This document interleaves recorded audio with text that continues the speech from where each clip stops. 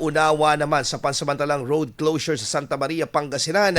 Apila ng mga otoridad kasunod ng nalalapit na Mushroom Festival. Para sa detalye kasama natin Idol Denise Brillante. 104.7 IFM Report. Apila ng lokal na pamahalaan ng Santa Maria sa mga residente at bisita ang pangunawa sa ipinatupad na pansamantalang road closure upang bigyang daan ang nalalapit na selebrasyon ng Mushroom Festival ngayong Pebrero. Ito ay matapos ang mga katanungan at reklamo tungkol sa pagbabago ng trapiko sa bayan na idinulot ng pagsasara ng ilang daan sa kahabaan ng kalsada sa Santa Maria Public Market.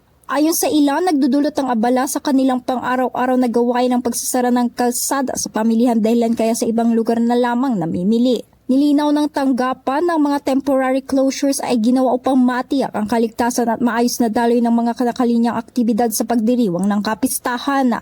Mananatiling sarado ang kalsada hanggang matapos ang huling aktibidad sa 3 ng Marso kung saan aasahan na ang pagbabalik ng normal na daloy ng trapiko sa unang linggo ng naturang buwan. Diin na ang planong ito ay bunga ng masusing pagpaplano ng lokal na pamahalaan, kapulisan at festival organizers. Kaugnay nito, mayroong mga nakapaskil na itinakdang alternatibong ruta para sa mga motorista. Pinayuhan din ang publiko na magplano ng maaga at sundin ang mga alternate routes sa bayan. Kasama mo mula rito sa IFM News, tagupan nito si Idol Denise Brillante, Tatak. IFM IFM News. IFM News. IFM News.